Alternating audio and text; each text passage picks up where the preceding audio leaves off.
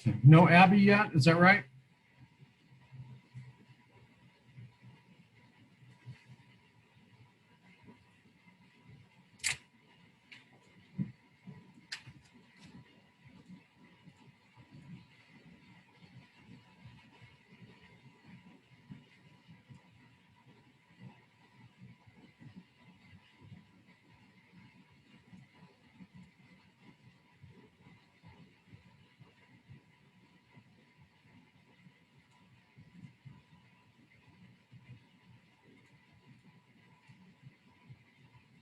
No Gracie yet, right?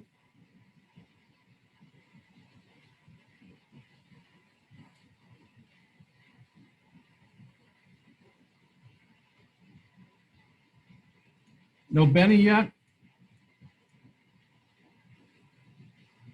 It's Caitlin.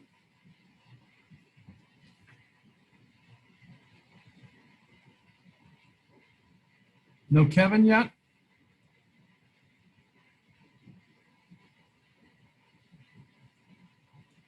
No Sylvia yet?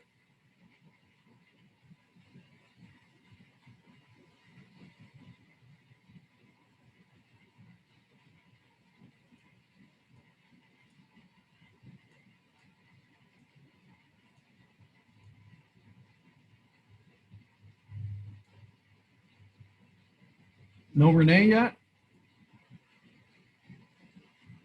No Isaiah yet?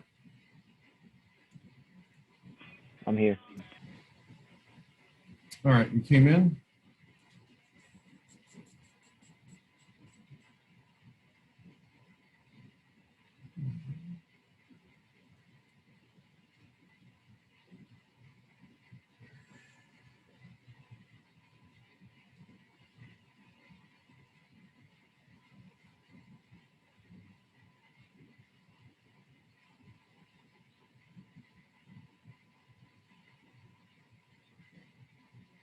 There's Benny.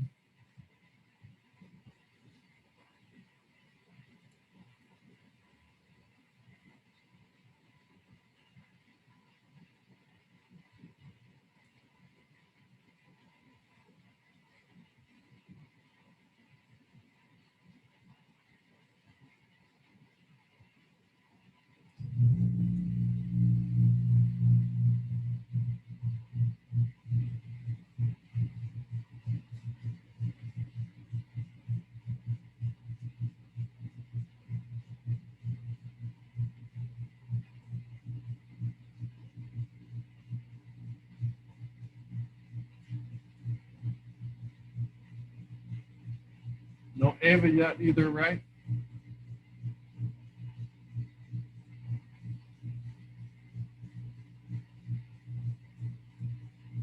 Ryan?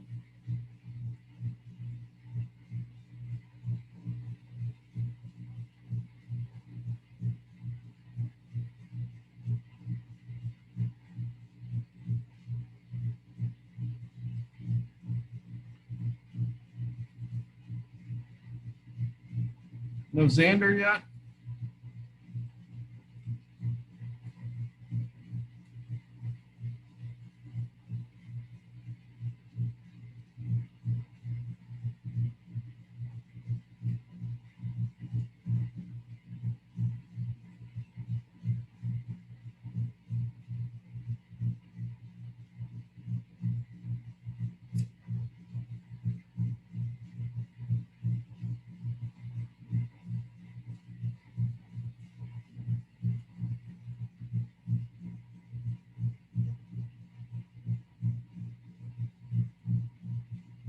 All right, so no Abby, right? No Gracie. Gracie C. Grace Benetti, I see you. No Kevin, right? No Sylvia.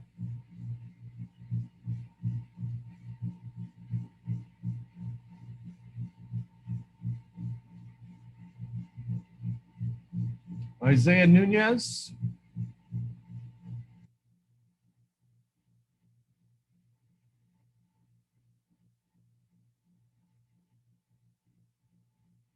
Ava P.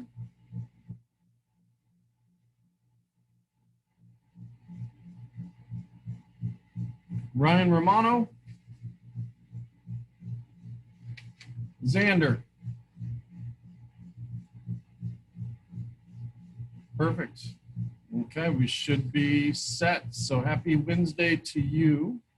We will finish the unit here on the Battle of Britain.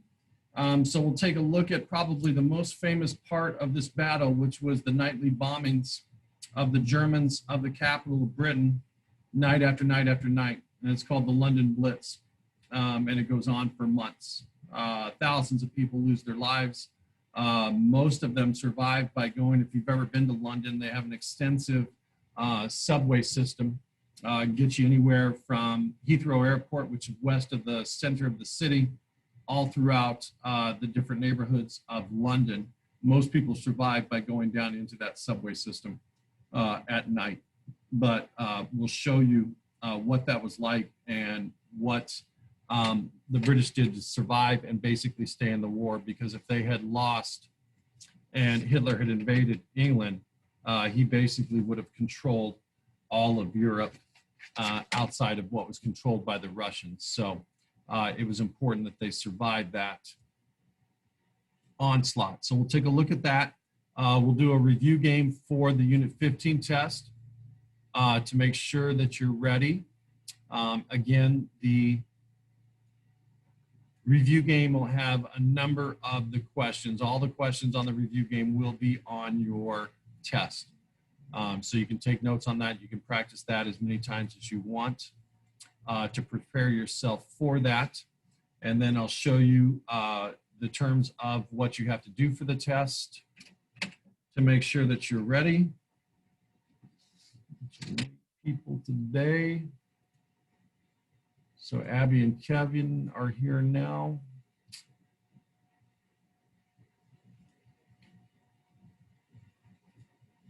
Okay. Real quick, just looking at some of the terms from yesterday, and we showed you that clip there that illustrated what was going on in terms of radar. So a couple of things that the British did to slow down the Germans. The British Army basically forces the French Navy to destroy itself so that the Germans can't use those ships against the British when they are evacuating from Dunkirk. The British allowed their ships in the channel to take heavy damage to sort of get a bearing of where the German planes are, how close they were getting to the south of England, and basically use that as an advantage to hold off the invasion. Eagle Day was one of the times on your time period. It's the start of a 3-week bombing effort by the Germans to take control of the air and start a ground invasion. And then, as I said, the most famous part of this battle is going to be basically the 8 to 9 month period where the Germans bomb basically London and all cities in the southern part of England, night after night after night for 9 months straight. And as we said, this is important because they're the only thing that is allowing the basically survival of the war. If the Germans invade Britain, the war's over. There is no World War II.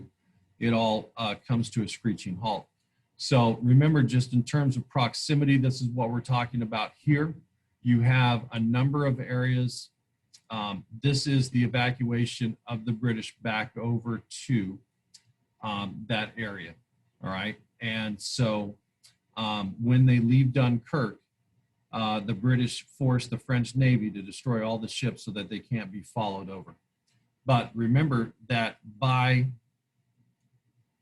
1940, this entire area here belongs to Germany, right? They've expanded their empire. You can see here in the map here, basically the Germans own all of this, and basically they control all of Europe, right? That right there in the red. So they control a large part. If they get the British Isles, the war is over. There's nothing else to fight about. right? So this is an account here, as I said, of the most famous part of the Battle of Britain is the London Blitz. And this is the nightly bombing of the British in terms of what's going on. So this is from May of 40, or excuse me, September of 40 through May of 41. And this is because Hitler wants to invade the British Isles, just like Napoleon did before him, a couple hundred years before that. And it doesn't turn out well. It shoots Northern Britain. There was the most horrifying scream as the bombs came down. See the planes coming in, you can see the bombs being dropped. There was a noise such as you couldn't believe. But I heard it go off. I was very nervous. So much of our history and national identity comes from those long months of bombing. We all flew down into the You basement. could almost read by the red glow. When you thought to come all that way and found my house. In the face of endless death and destruction, the British people banded together and saw off the German attacks. We got used to it. But how close did Britain come to surrender? And could the Brits have won the Second World War for Germany? Well, before we answer that question, a reminder to subscribe to the Imperial War Museum's YouTube channel for more videos just like this every 2 weeks. So, after the German failure to win air superiority during the Battle of Britain, the Luftwaffe changed tactics and began the bombing of British towns and cities. But what were they actually trying to achieve? The German strategy in the Blitz is aimed to force Britain out of the war. For instance, it attacks ports such as Liverpool and also the East End of London, hoping to disrupt the import of vital supplies, food and raw materials. It also attacks centres of arms manufacturing, so industrial cities and industrial centres, hoping to cut off the flow of weapons and armed forces. And also, the Luftwaffe hopes by inflicting death and destruction on the civilian population, it could perhaps break the will of people to continue the war. And in the years leading up to war, it really did seem like strategic bombing had the power to do that. The people of Britain in the 1930s really saw the threat of bombing in post-apocalyptic terms. There was a widespread expectation that any war would begin with a massive aerial attack and that casualties would be suffered in their hundreds of thousands. People really thought about bombing in the 1930s, as in the way people thought about atomic warfare or nuclear war in the 1950s. So that expectation of bombing led to British preparations attempting to mitigate those huge losses. Those precautions provide many of the enduring images of the Blitz that survive to this day. Gas masks, air raid wardens, and of course the blackout, which tried to minimize all outdoor light to prevent German aircraft from finding their targets. So, for example, the dousing of streetlights and the covering up of cars' headlights. So there's a certain irony in that the first few months of the Second World War, far more people were killed by car accidents in the blackout than they are by early bombing. People also needed safe places to stay during raids, so there was a heavy investment in air raid shelters. The iconic image of the air raid shelter in Britain is the Anderson shelter. The Anderson shelter was a kit of corrugated steel which you would assemble in your back garden if you were lucky enough to have one. You dig it into the ground a few feet and then cover it over with earth, and it could withstand the blast wave from quite a near miss. If you weren't lucky enough to have a garden at home, you might be forced to use a communal shelter in a basement or cellar or even in a brick building out in the street. So the shelter experience becomes one of the defining social experiences of the Blitz. Often this is an experience of physical discomfort, of cold, of dark, of often physically quite unpleasant surroundings, but with quite often a strong sense of camaraderie. So Britain was prepared, but what were the raids actually like? And were they enough to force Britain into submission? And to answer that, we're going to look at one of the deadliest nights of the Blitz, the bombing of Coventry. The experience of Coventry in the Blitz has become kind of iconic of the experience as a whole. So Coventry is an industrial city in the Midlands, and in 1940 its population was about 250,000. It's a city known for its industry and its manufacturing. So Coventry is an important munitions centre, and it's a munitions centre that the Luftwaffe were well aware of. This image from the IWM collection is a piece of German aerial reconnaissance showing a Morris factory and a Rover factory marked A and B, where aeroplane engines were made. On the 14th of November, the Luftwaffe arrived to hit those targets. So the air raid sirens sound over Coventry in the early evening at 7 o'clock or so. And hearing that siren, many people were taking themselves out to their shelters when those were Addisons in their gardens or wherever else they were sheltering. The first wave of bombers, guided by high-tech X-correct navigational beams, marked the target for the remaining bombers. Very quickly, the centre of Coventry was ablaze of hundreds of fires. But for most of the population, all they could do was wait it out in their shelters. And hearing the noise of aircraft engines droning overhead, wave after wave, as the bombs fall, hearing those bombs in flight, hearing kind of bombs whistling, and you would be able to hear bombs exploding near or far away. You find yourself just having to hope they didn't come any nearer. For those who worked in civil defence, the raid was an intense flurry of activity. The fires inside the country were so intense that firefighters are summoned from all over the surrounding districts. Within a couple of hours of the raid started, there were more than 200 fires along the central fire station. And to the point that they weren't giving any more pins in the map. There are accounts by nurses of a never-ending stream of patients being admitted to the hospitals in Coventry and of hospitals themselves being damaged, having their windows blown out, and so having to treat patients by candlelight or with windows blown out and bombs exploding all around. The raid on Coventry lasts all night long, the air can be all clear. That doesn't sound until 6 o'clock the following morning. So it would have been a long and I think very agonising night in the shelter for many people of Coventry. Coventry emerged from their shelters. The scale of the damage was immediately clear. 1 in 12 homes were destroyed or rendered uninhabitable. 2/3 of homes were damaged and 1/3 of shops. Every railway line in and out of the city was destroyed, as were the water and gas mains. For survivors, it could be difficult to want to wash or even cook because there was no water pressure from the taps. Of the human casualties, 568 people killed and more than 1,250 people injured. In a town or city with a population of just under 250,000, it would be very likely that most of the survivors would have known somebody who had been directly affected. The Saturday after the raid, King George visited from Windsor, and owing to the food shortages in the city, he offered to bring his own sandwiches. The king obviously had served in the First World War, and he described the Coventry that he saw when he visited immediately after the raid as being like the Belgian town of Ypres, like the destroyed city in Belgium, the Western Front. So with all that damage done in just one raid, could the Blitz have actually worked? Was Britain ever close to surrender? So if the goal of the Blitz was to bring about a British surrender, then the Blitz never really comes close to succeeding at that. There's very little sign that the British will ever want to surrender as a result of the bombing.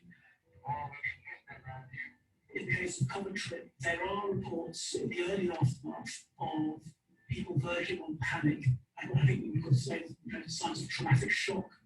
And it's fortunate in the case of Coventry that there wasn't any follow-up raid, there wasn't a raid the next night, that helped to calm people's nerves. This is a distributed sort of national experience. Although London is bombed very heavily and other cities are also bombed very heavily, it's an experience where the pressure continuously moves to other towns and other cities, which means there's always an opportunity for recovery and for people to gather their breath. There's also the fact that this is a task that the German Air Force is not really well set up for. The German Air Force was largely designed for the purpose of tactical support of the army. Paralysis of a national economy is not something that they have the firepower to do. It's notable, I think, that the much larger air forces of Britain and the USA, when they begin their strategic bombing against Germany, have also struggled to create the kind of economic paralysis that they aim to. That's with much more capable aircraft. There's never really any sign that even the most intense bombing, such as the Coventry, could cause a breakdown of morale sufficient enough to make Britain.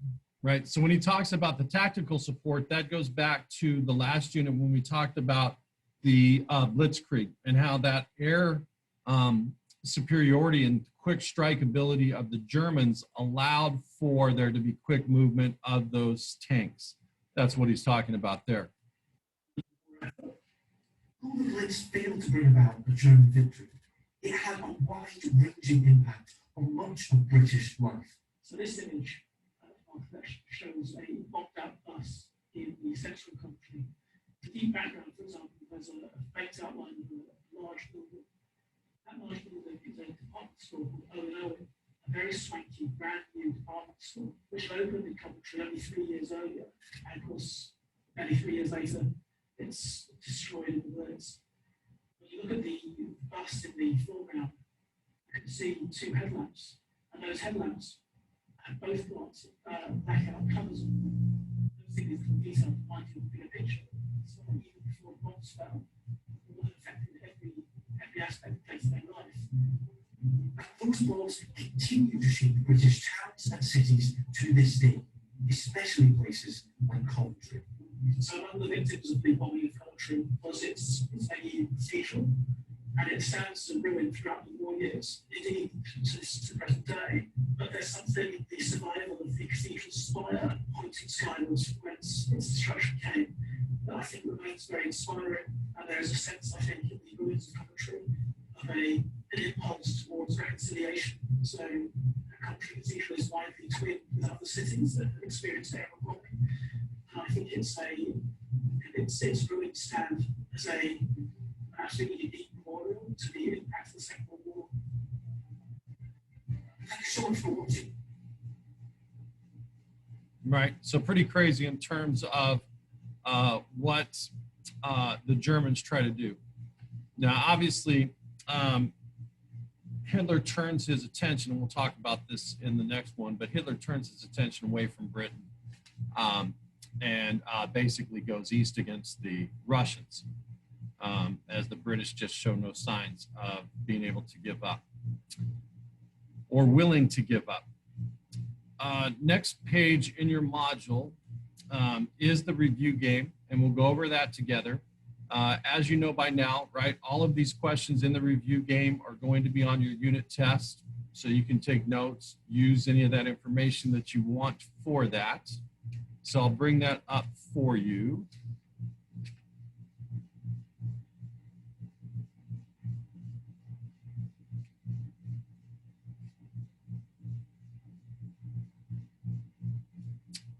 Even though the assignments from this quarter are not due as a final due date until June 4th, the review game I can only keep open for so long. So I think middle of May, the review game will close for this unit.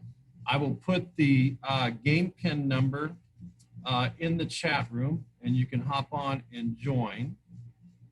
So the game pin is 816-6995, and you want to go to kahoot.it and put in that game pin, and you'll be able to join.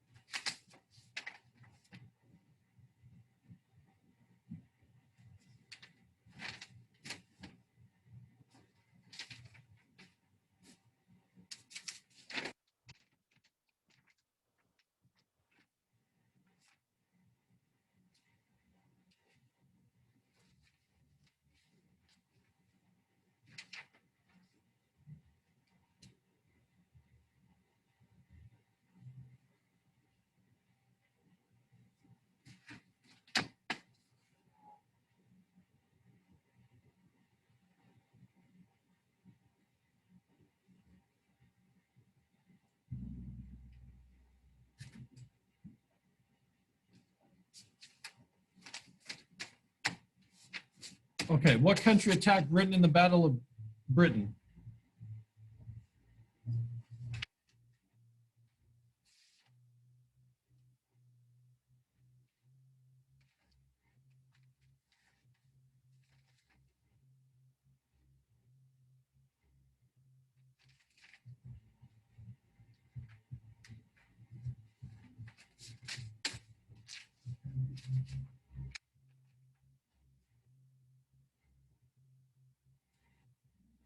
Okay, Germany. Germany is the one that attacks them.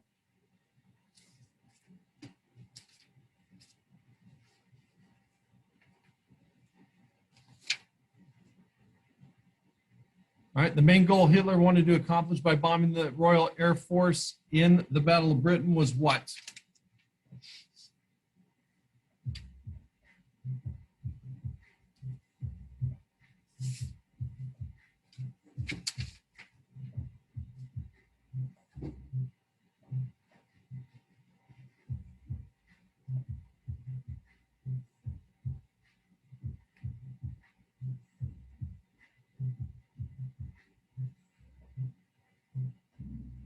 Right, to destroy the Air Force in preparation to invade by land. What year did the Battle of Britain take place?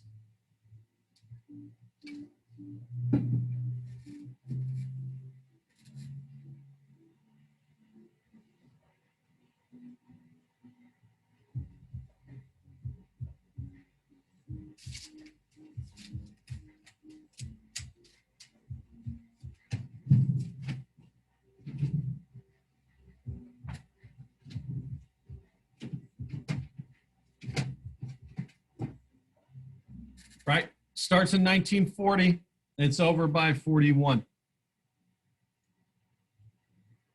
All right, what new technology helped the British Air Force in defending against the Germans? They talked about this in the video yesterday.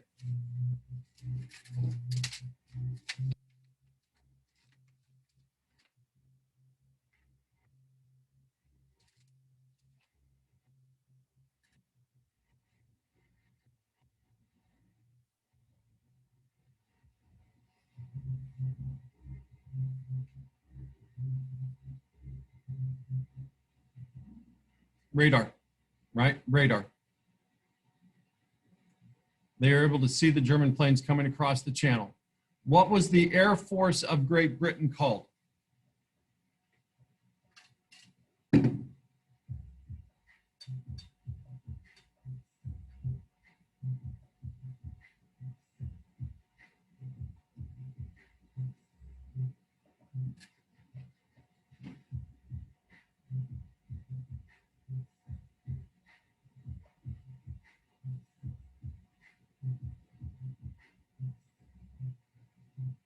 It's a Royal Air Force, right? Royal Air Force.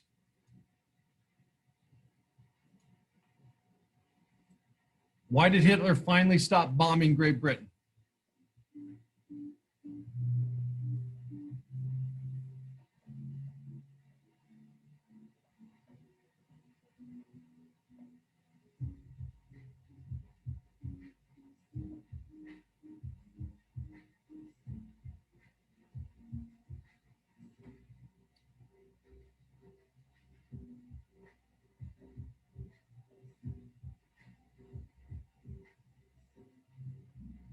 Right, because he needed his Air Force for the invasion of Russia. He turns his attention away to the east.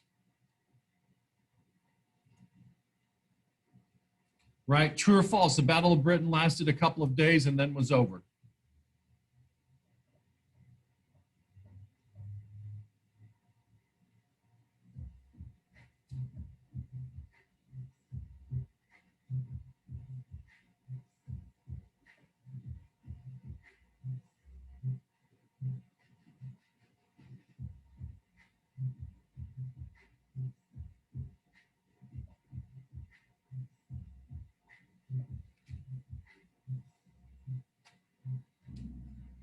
False, right?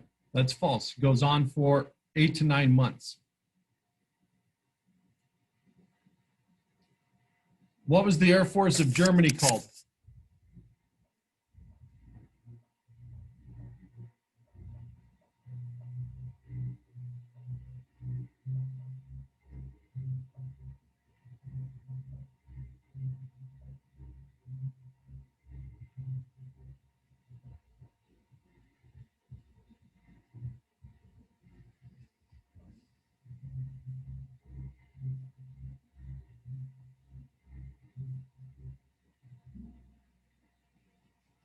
The Luftwaffe. The Luftwaffe.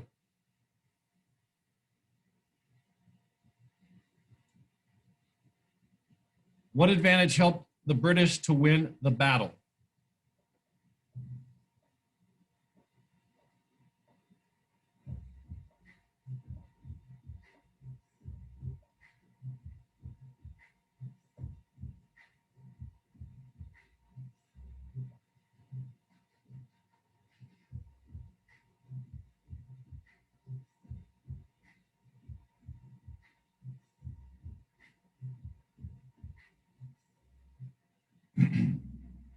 All of those are true.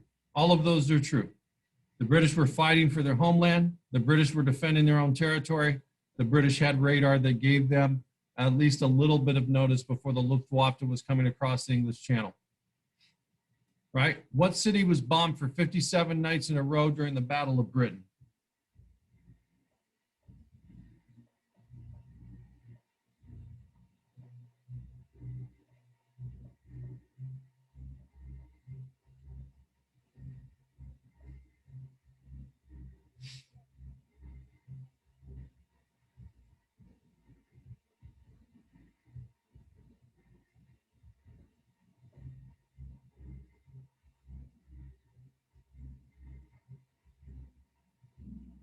London, right? We just watched the video on that.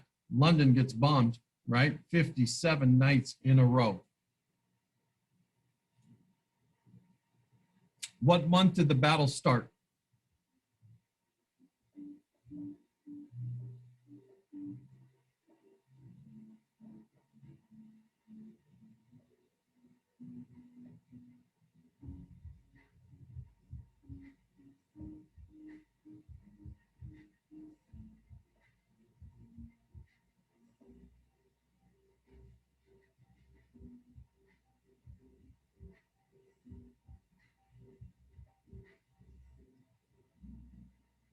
July. Started in July of 1940.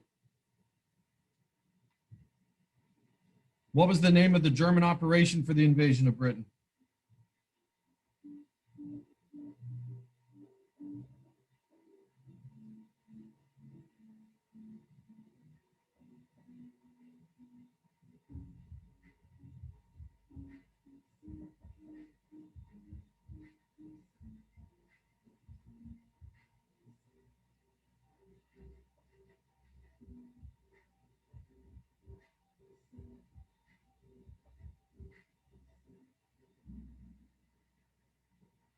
Operation Sea Lion. Operation Sea Lion. Right? True or false? Hitler offered a peace treaty to Churchill.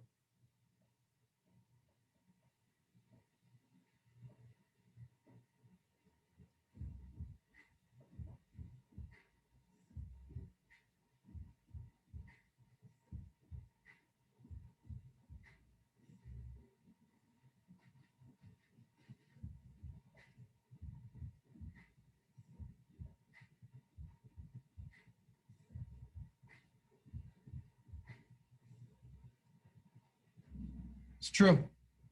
It's true. True or false? Churchill did not like Hitler, and this is why he would never sign a peace treaty.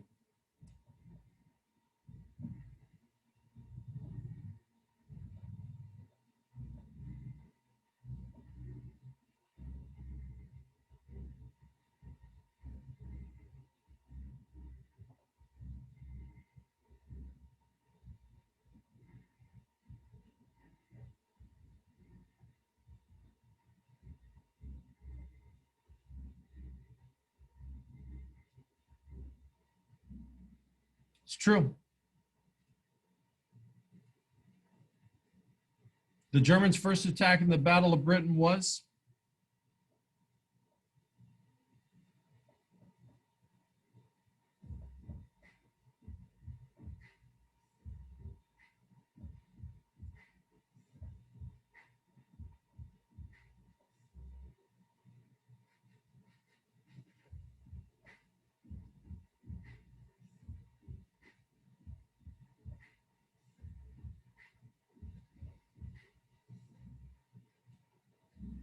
Merchant ships. Merchant ships.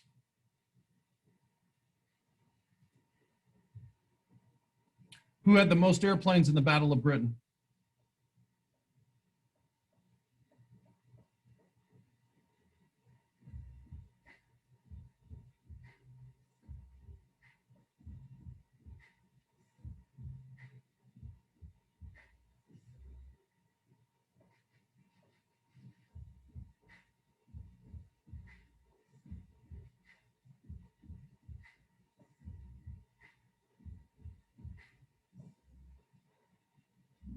Germany, right? Germany did. True or false, the British bombed Berlin in response to the bombing of English cities?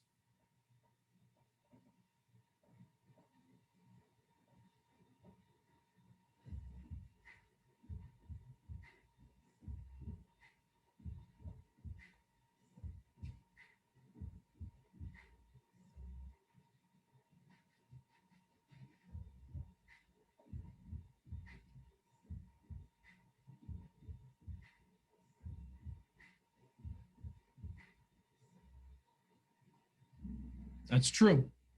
That's true.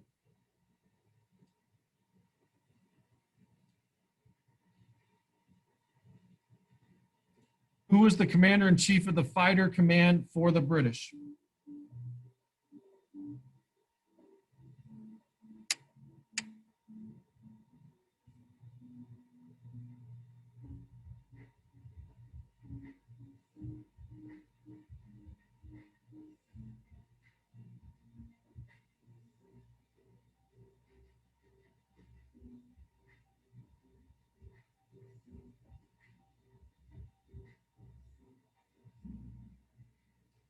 Doubting.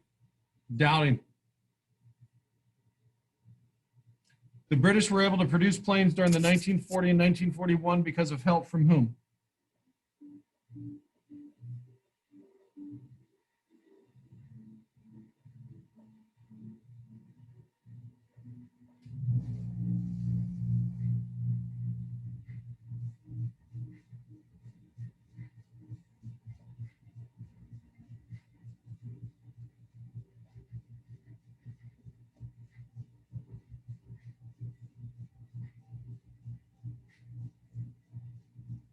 United States.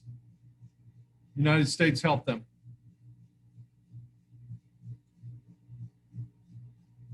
British Spitfires and Hurricanes would most likely have to be fighting.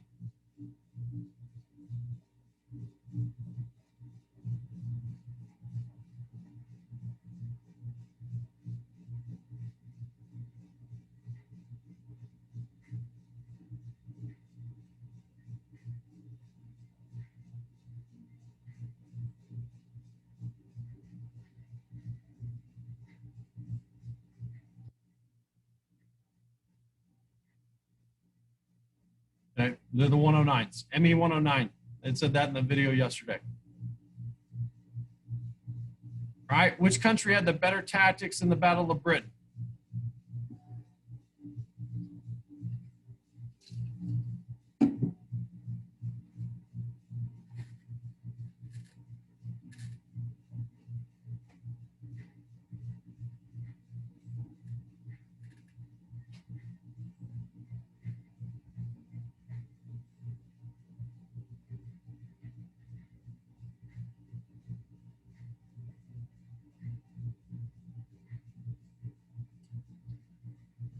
Britain, right?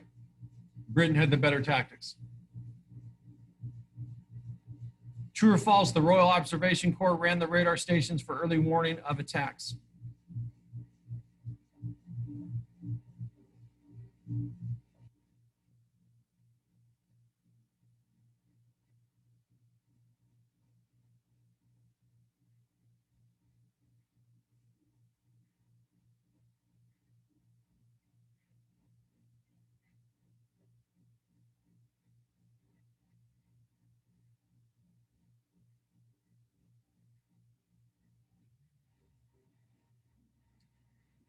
True.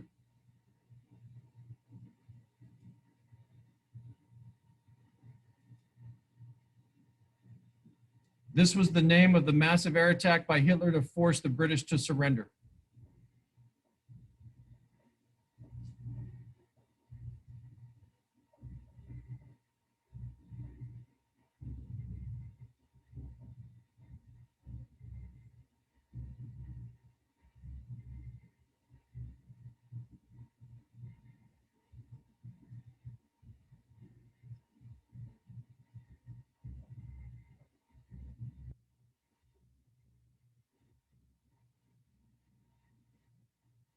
Eagle Day. Eagle Day.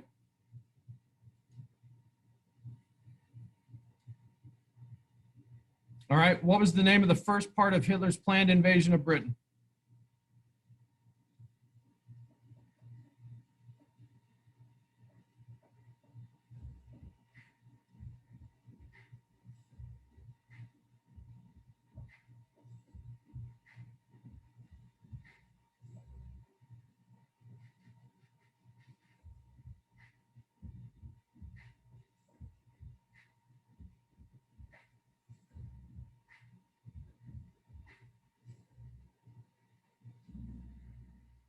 The Channel Battle.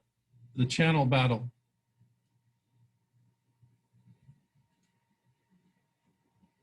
All right, Hitler ordered this military action because he thought the British were close to surrendering.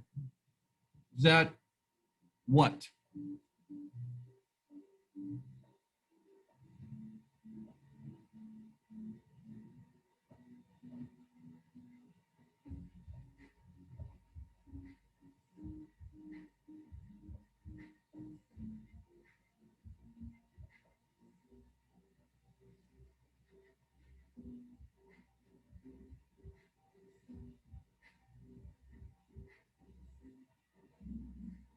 London Blitz.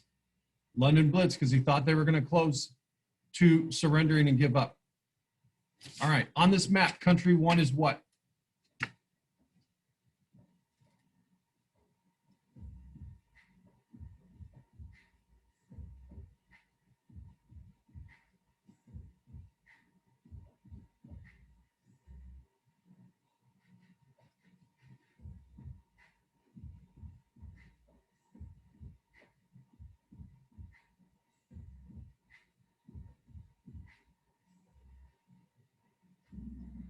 Germany.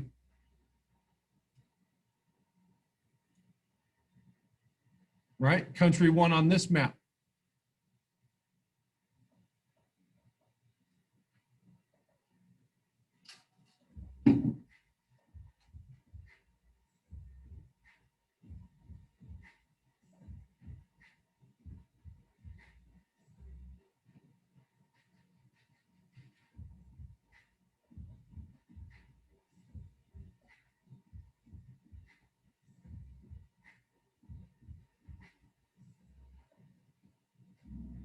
France.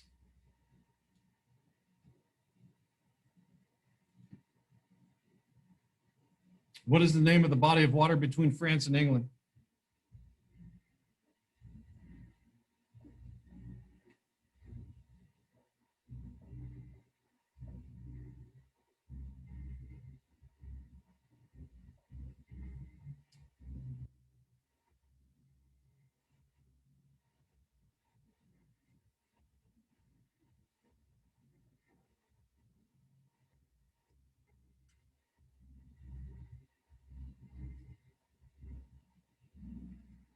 English Channel.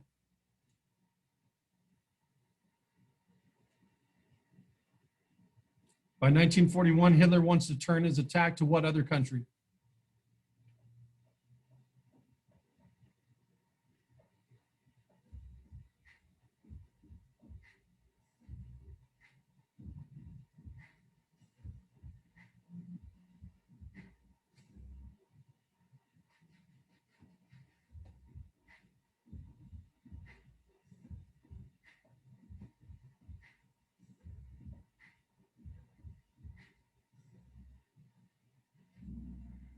Soviet Union. Then lastly, the London Blitz took place mostly when?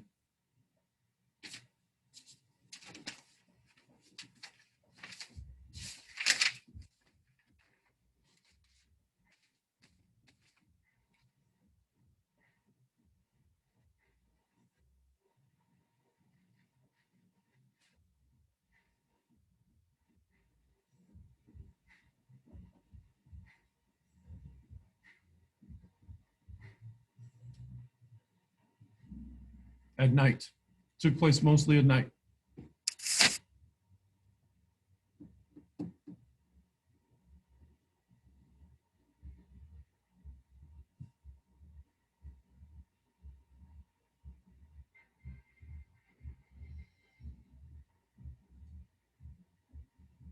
Okay. So on this, let me reset it so you can see it. Oops, let me stop the music here.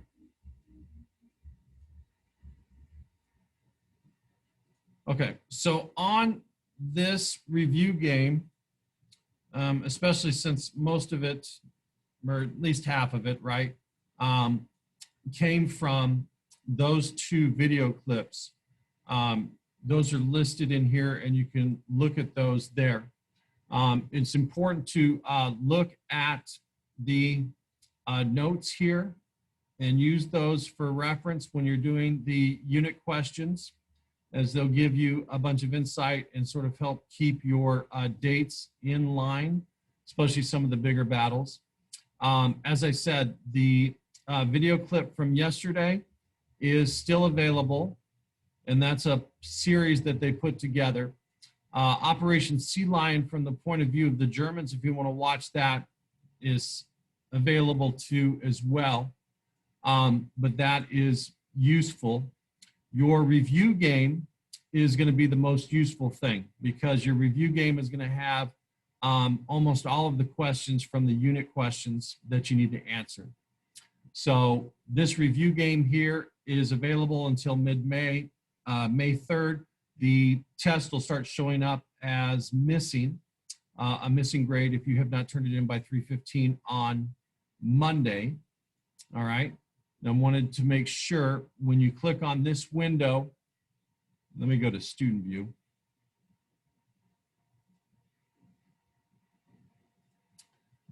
When you go into this window,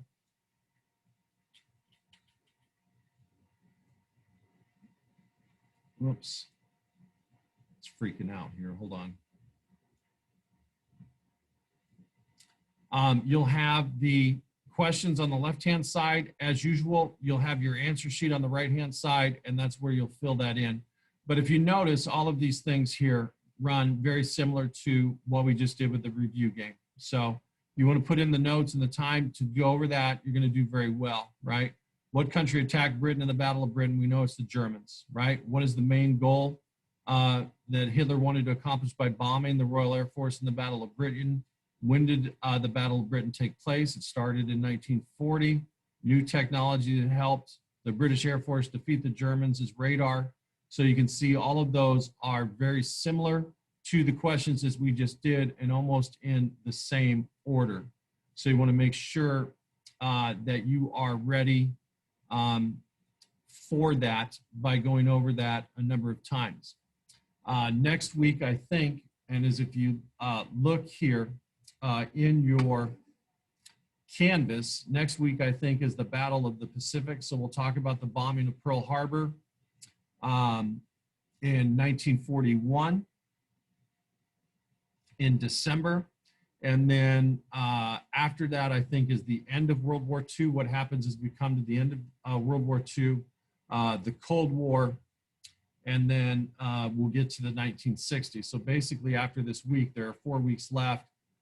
There's been some talk of doing the dead week, the last week of school, the week of graduation, those that are finished with everything, taking their finals a week early, but I'll keep you updated on that. So Battle of the Pacific will be next week. World War II ending will be the week after that. 1960s, Cold War battles, things that go on, Civil Rights Act of 1964, things like that that you'll need to at least have heard of in your U.S. history course. We'll cover that week. Then you have the last wellness week and the week for finals. All right. If you have any questions or concerns, you can stay on. Otherwise, take notes off of that review game or go over it a few times before you take the test.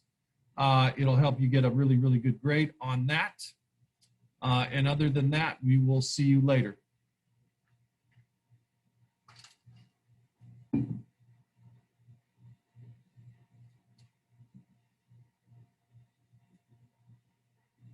Thank you, Matt.